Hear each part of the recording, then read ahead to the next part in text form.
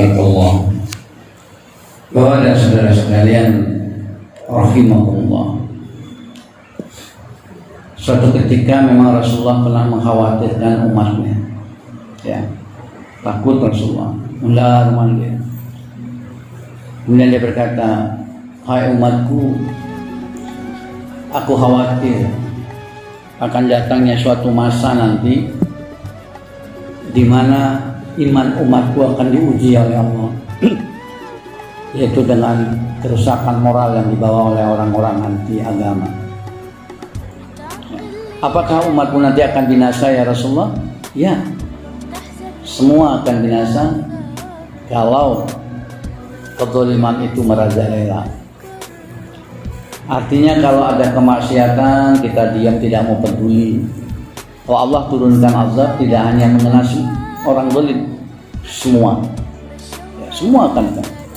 Wattaqu fitnatan la tusibanna allazina zalamu minkum khassatan wa'lamu anna Allaha shadidul iqab.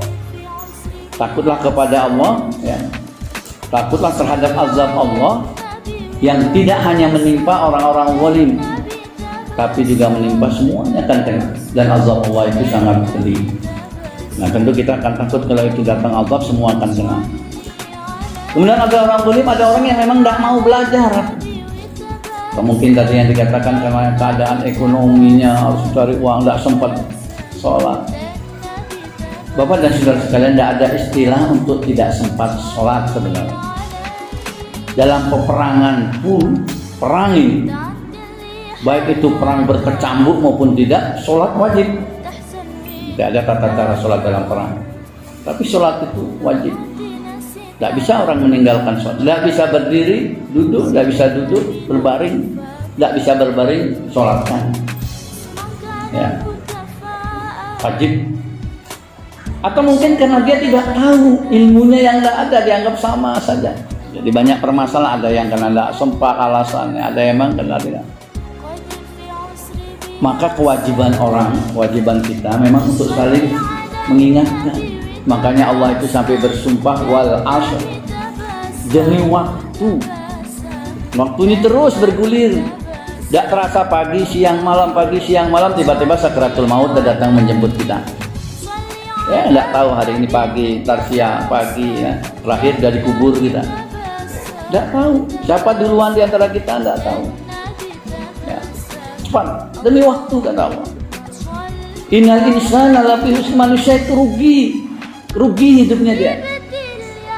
Illal ladzina amanu wa amilus sholihati, kecuali orang yang beriman dan beramal soleh. Ditutup dengan ayat wa tawassaw bil haqq wa tawassaw bis sabr, mau mengingatkan, ya, dengan kebenaran dan mengingatkan dengan penuh kesabaran.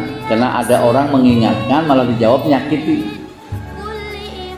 Sholat dong dulu, sudah tidak punya, udah miskin, lagi tidak mau sholat, kan miskinnya 2 kali. Jawabnya nyakiti lagi dan lagi. Makanya kasih aku uang, kasih aku makan, biar aku kayak bapak bisa ngomong aja nyuruh sholat tapi tidak mau ngasih apa-apa. Ya. Maka kita harus siap dengan kesabaran kalau mau mengingatkan. Jadi wajib untuk mengingatkan itu. Kalau kita tahu, ya, kita tahu ada kemungkaran, orang yang nggak mau sholat itu kan termasuk mungkar. Kita tahu itu, maka hendaknya kita sampaikan.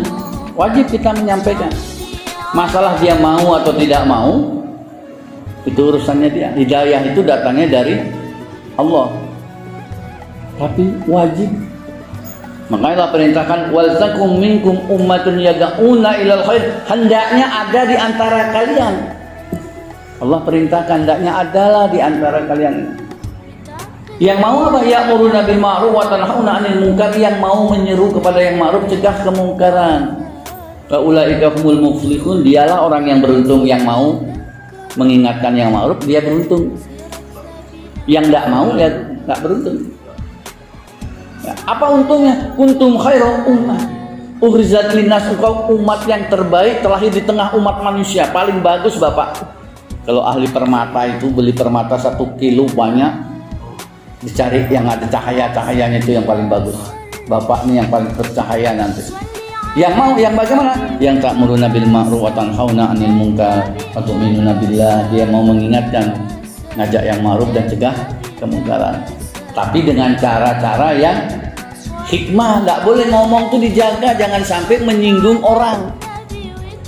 Nggak boleh kita sampai mengingatkan orang itu tapi sampai menyakitkan hati. Kayak tadi saya katakan, sudah miskin nggak mau sholat, itu menyakitkan kalimat. Ya, kalau kita sholat dan kita tidak rugi nanti dia memiliki amal aja. Dengan cara hikmah, ud'u ila sabili rabbika bil hikmah, Allah ngajar. Ajak orang itu ke jalan Allah, ke jalan yang benar dengan cara yang hikmah. Apa hikmah itu? Yang menyentuh hatinya dengan kasih sayang, dengan lemah lembut. Itu disuruh. Ud'u ila sabili rabbika bil hikmah wal mau'izatil hasanah. Beri contoh keteladanan sebelum menyuruh. Sebelum kita menyuruh kepada yang ma'ruf dan mencegah kemungkaran, beri contoh dulu. Kalau kita ini juga ke masjid, kita juga sholat. Ya, jangan cuma mau sholat sendiri saja kita, anaknya nggak dibangunin. Yang nomor satu tuh anak dulu di rumah. Ada orang ke masjid waktu malam tahajud, tapi tahajud langsung pergi ke masjid, dari masjid kemudian nunggu sampai syuruk. Ada orang menunggu sampai waktu syuruk, tunggu lagi sebentar matahari agak meninggi, kemudian dia sholat syuruk atau sholat duha di awal waktu. Pahala itu sama dengan haji dan umroh. Luar biasa itu pahalanya. Kalau kita bicara pahala yang Allah kasih karena Allah sayang sama hambanya, 2 rakaat sebelum subuh saja, 2 rakaat kalau kita ngajarkan orang pemulung supaya sholat, 2 rakaat sebelum subuh. Rakaatul fajri khairum minad dunya, 2 rakaat sebelum subuh itu pahalanya melebihi dari dunia seisinya. 2. Apalagi sholat subuh. Sholat subuh ini, man syahida syubha faka'annama qamal laila. Siapa sholat subuh seperti sholat 1 malam suntuk. 1 malam itu hitungannya 10 jam karena mulai terbenam sampai terbit fajar sidik jam 4 pagi, kurang lebih 10 jam.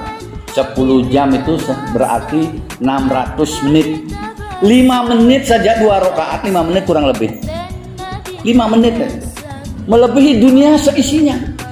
Subuhnya lipat gandanya berapa kali itu? 120 kali itu pahalanya subuh. Tapi lihat yang subuh berapa suap nih? Pantas Allah mengatakan bal tu'sirunal hayatad dunya, manusia milih dunia daripada akhirat. Wal akhiratu khairum abqa, akhirat menyenangkan dan baqa. Dunia coba diumumkan. Bapak-bapak yang besok sholat subuh di masjid silaturahim disediakan ruku di Teguh Umar penuh sampai bawah. Penuh. Karena dunia, padahal Allah menjanjikan melebihi dari dunia yang 2 rakaat sebelum siang subuhnya tuh sekian kali. Mana orang datang? Ada orang datang sendiri saja, anaknya tadi bangun, sudah pulang dari sholat subuh, baru sholat subuh sudah habis subuhnya itu, tuluk itu sudah habis, waktu subuh sudah habis itu dia sholat di mana, pulang, baru anaknya dibangunin, sholat nak, bangun. Anak dulu ini nanti, makanya anak itu jadi musuh. Inna min azwajikum wa auladikum aduwwan lakum fahdharu. Ingat, antara istri dan anakmu ada yang menjadi musuhmu. Tadi dia katakan mau masuk surga, kita anaknya mereka, ya Rob, Abi itu tidak pernah ngajari aku masuk neraka karena abiku, bapakku tidak pernah ngajar, istrinya bilang suamiku tidak pernah ngajarin aku, tidak jadi masuk surga. Masukkan ke neraka sama-sama dengan istri dan anaknya. Suruh anak itu, dia menjadi asyad kita. Nah, kalau sudah keluarga dulu, baru lihat pemulung, lihat orang-orang ajak dia dengan cara yang hikmah. Ya, kita ajak. Masalah dia mau atau tidak, itu sudah urusan mereka, hidayah dari Allah. Tidak bisa kita memaksa, tidak boleh memaksa. Ya, apalagi dengan kata-kata yang jelek. Ya, tidak mau kau sudah miskin di sini, nanti di akhirat lebih miskin, nanti masuk neraka, tidak boleh itu. Kita tidak tahu akhir kehidupan seorang itu. Tidak tahu nanti di akhirnya dia bertobat dengan tobatan saja orang baik, dia justru yang di surga, kita enggak. Maka Rasulullah mengingatkan, mar'a minkum munkaran falyughayyirhu biyadihi. Kalau kau lihat kemungkaran, ada orang tidak sholat, ada orang kayak gini, Coba kau tumpas dengan kekuatanmu. Kalau kau punya kekuatan, punya uang banyak, ayo ajak dia, belikan kain, kasih dia senang. Itu kekuatan. Kekuatan itu dengan diterjemahkan tumpas dengan pedangmu. Makanya mau ngamuk aja ngeliat orang yang muka. Ya, bukan. Dengan kekuatanmu apa? Kekuatannya apa? Kita punya kekuasaan apa? Misalkan jadi kepala RT, ayo ajak sholat apa dan sebagainya. Jadi apa dan sebagainya, ajak aja dengan. Fa'ilam yasrati tidak bisa fabil lisan dengan kata-kata yang baik tadi. Ya, karena ayat tadi dikatakan ditutup oleh Allah, wajadilkum billati ya ahsan. Kalau dia mendebatmu, debatlah juga dengan kata-kata yang ahsan, yang baik. Dia mendebat kita, debat juga dengan jawab dengan kata-kata yang baik. Begitu caranya diajarkan sama Allah. Ya, jadi kita ajak dia untuk kita mengajak dia berbuat kebaikan ini. Ada lagi kepada saudara sekalian? Ya, ya. Assalamualaikum warahmatullahi wabarakatuh. Waalaikumsalam warahmatullahi wabarakatuh. Kadang-kadang kita lalai terhadap anak. Padahal kalau kita punya anak perempuan, saya mengingatkan anak perempuan. Rasulullah mengatakan jika kau punya anak wanita 3 dan kau bisa didik dia sampai meninggal atau sampai dia nikah dalam keadaan suci, belum tersentuh laki-laki, maka kelak kau di yaumil qiyamah berjalan bersamaku. Nabi menundukkan jarinya. Insyaallah jalan dengan Nabi ya di surga. Orang tuanya mendapat balasan karena memelihara anak perempuan itu sulit. Bagaimana kalau 2 ya Rasulullah? Meskipun 2, bagaimana kalau 1 meskipun 1 punya anak perempuan? Jadi anak perempuan itu aset surga. Tapi kadang-kadang orang tua nggak mau, sudah datang orang beriman datang, perintah Nabi kalau sudah waktunya nikahkan. Orang dia beriman ya, dia punya tanggung jawabnya nikahkan. Tapi kadang-kadang kita enggak, sekolah dulu sampai selesai. Yang paling parah ini kadang-kadang ada orang tua yang bilang, kau sekolah nak supaya nanti kau tidak direndahkan oleh suaminya. Nah ini dipegang oleh anak itu. Maka dia sampai tamat, dia menjadi orang supaya tidak direnahi suaminya, dia harus kerja. Suaminya melarang, nggak mau dia. Padahal kalau dia sudah menikah tuh harus mentaati suami, harus dia taat suami. Panjang dia diajak maksiat baru tidak boleh. Wajib dia mentaati suami. Justru jangan kerja ya jangan. Tapi kalau dikasih izin boleh, tapi jaga amanah, jangan sampai berbuat bukan di jalan. Banyak orang tua kan enggak. Kalau menyuruh anak sekolah silakan. Sekolah Anda menuntut ilmu itu pahalanya besar.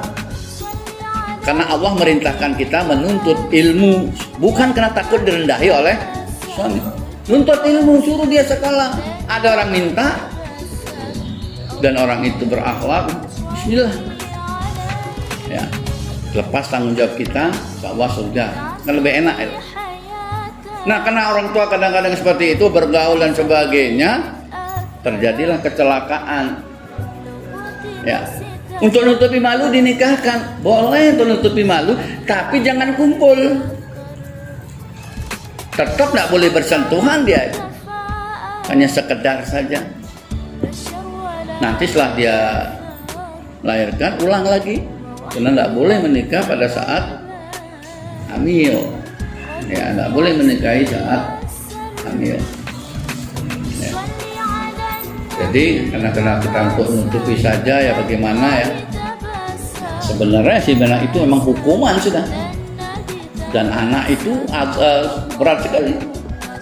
Dia tidak bisa mendapatkan waris karena dia anak dari di luar nikah. Ya. Kasihan, maka jangan sampai anak sampai berbuat seperti itu. Ya. Bapak dan saudara sekalian, mudah-mudahan Allah melindungi kita dari, karena kita juga punya anak perempuan, saya juga punya anak perempuan ya. Sangat mengerikan memang. Ya. Ada lagi? Suatu lagi mungkin ada ya.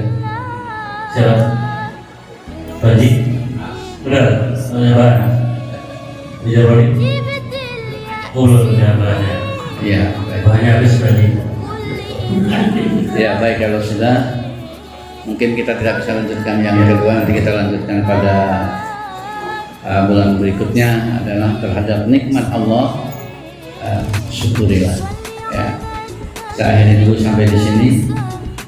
Subhanallahumma wa bihamdika asyhadu an la ilaha illa anta astaghfiruka wa atubu ilaik. Lebih kurang saya mohon maaf kepada saudara sekalian. Semua kebenaran yang disampaikan dari Allah, ada kekeliruan itu dari saya yang bodoh, jadi silakan ditegur, diingatkan ya.